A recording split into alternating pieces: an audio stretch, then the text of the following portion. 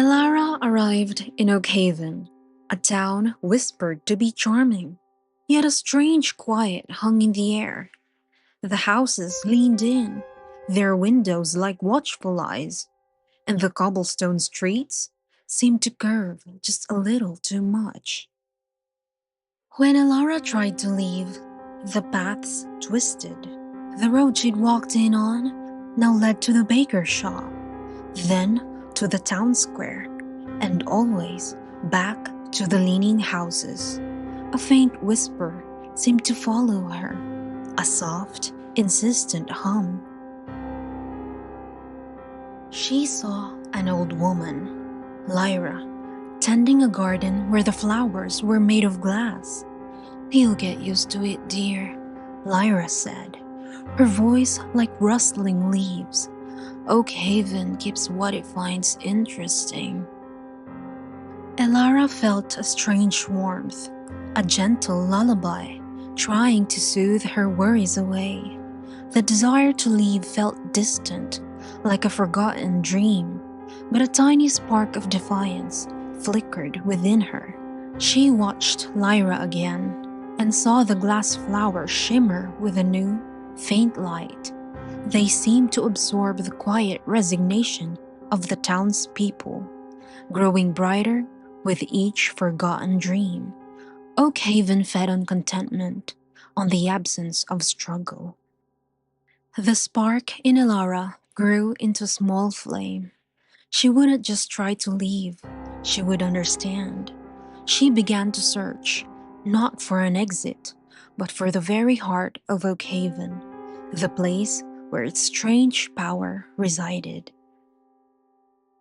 Deep in the oldest part of Oakhaven, Elara found it, a whispering well, its water not liquid, but a swirling mist of forgotten desires.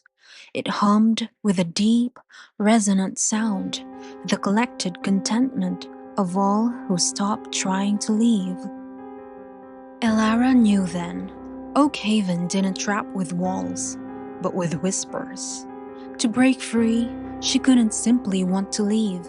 She had to demand it, with every fiber of her being, a sound louder than the well's hum. She closed her eyes and thought of the world beyond Oakhaven, of the wind on her face and the open road. Her will became a beacon, a sharp, clear note cutting through the hum. The mist in the well began to thin, swirling away like smoke. When Elara opened her eyes, the path before her was straight, leading out of Oakhaven. The houses still stood, but their eyes were closed, their whispers silenced. She walked away, knowing that some places only hold you if you let them. Echo lived in a quiet house, but her silence was not peaceful. It was filled with the soft rustle of choices unmade and words left unsaid, like invisible guests who never truly departed. One evening, a flicker appeared in her peripheral vision. It was the ghost of the unsent letter, a shimmering, translucent form of half-written note, forever hovering, forever yearning to be read. Soon, another joined it, the ghost of the unspoken apology. This one was a hushed whisper, a faint, almost inaudible plea that tugged at her sleeve, a constant reminder of a friendship broken. Echo tried to ignore them, to busy herself with tasks, but the spectral presences grew bolder. They danced in her peripheral vision, whispered in her ears, and cast long, wavering shadows that were not her own. The heaviest of all was the ghost of the crossroads, a towering, silent figure that stood at every turning point in her life, its arms outstretched, pointing in directions she had refused to take. One day, exhausted by the constant torment, Echo stopped running. She turned to face the ghost of the unspoken apology, its form wavering but persistent. "Who are you?"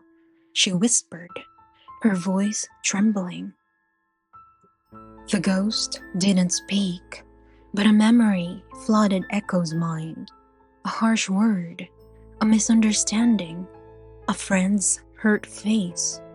It was a moment she had buried, but the ghost had faithfully carried its weight. "I'm sorry," Echo said, the words difficult but clear. "I was wrong." As the apology left her lips, the ghost of the unspoken apology shimmered, its form softening, its whispers fading into a gentle sigh of release. With newfound courage, Echo faced the ghost of the unsent letter.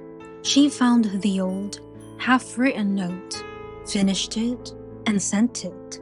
The ghost dissolved into a flurry of paper, carried away by an unseen breeze. The ghost of the crossroads still stood, but now its arms pointed clearly, not in accusation, but in guidance. Echo understood. Her choices never vanished, but confronting them transformed them from tormentors into guides. The town of Oak Haven shimmered under an eternal golden sun. Its houses stood in perfect rows, gardens bloomed in vibrant hues, and the townsfolk always wore smiles as wide and bright as the summer sky. It was, everyone agreed, the most idyllic place on earth. But Elara, a quiet observer, felt a prickle of unease. The smiles, she noticed, rarely reached the townsfolk's eyes.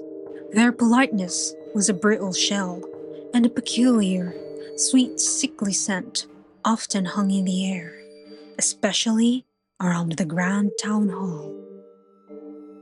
"It's just the harvest festival preparations, Elara," her friend Silas would say, always with that same unwavering smile. "Everyone's just excited for the celebrations." But Elara had seen the festival before, and she remembered the hushed whispers and the sudden, unexplained absences that followed. One evening, Elara saw Mrs. Gable, the town's most meticulous gardener, slip a small, dark bundle into a hidden compartment beneath a rose bush. Her smile, usually so fixed, had faltered for a fleeting moment, revealing a flicker of fear in her eyes. The next day, Mrs. Gable was gone. No goodbyes, no explanation, just an empty house and a perfectly tended garden. Silas shrugged. "She probably just left for a holiday, Elara. Don't be so dramatic." But Elara knew. Determined to find answers, Elara waited until nightfall. Armed with a flickering lantern, she crept towards the town hall. The sweet, sickly scent was stronger here, almost cloying. A faint, rhythmic chanting seemed to pulse from deep within the building. She found a hidden passage behind a tapestry depicting Oak Haven's founding fathers, with their unnervingly wide smiles. The passage led downwards into the cold, damp earth, the chanting growing louder, more fervent. At the bottom, a vast, cavernous chamber opened before her. Torches flickered, illuminating grotesque symbols carved into the stone walls. In the center, townsfolk, including the mayor, and even Silas' parents, stood in hooded cloaks, chanting around a dark, pulsating altar. The mask had slipped. The smiles of Oakhaven were not of joy, but of ritualistic devotion to something ancient and terrible. Mrs. Gable's bundle, Elara realized, with a sickening lurch, was not a holiday souvenir. The harvest festival was a harvest of a different kind. Elara knew she couldn't stay. She had to expose the truth, even if it meant shattering Oakhaven's perfect facade forever.